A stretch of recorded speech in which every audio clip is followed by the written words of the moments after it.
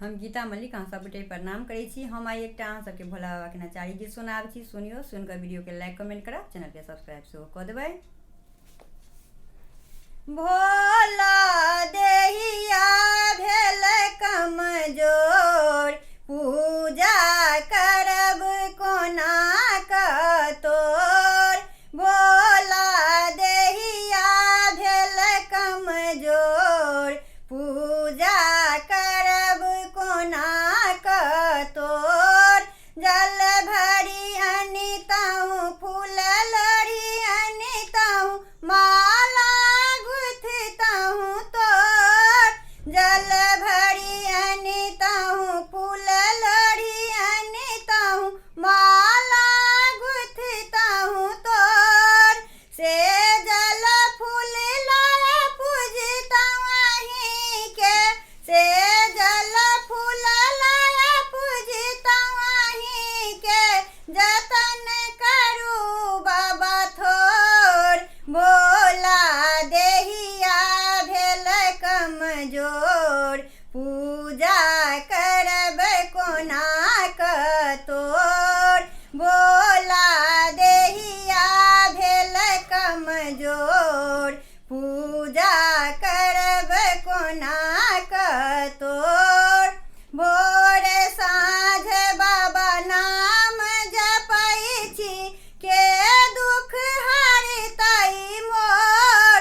भोर साँझ बाबा नाम जपै छी, के दुख हरतै मोर। सुतलहु में भोला भोला रटै छी, सुतलहु में भोला भोला रटै छी। पागल कहै सब मोर, भोला देहिया भेल कमजोर, पूजा करब कोना कतोर। भोला देहिया भेल कमजोर, पूजा करब कोना कतोर।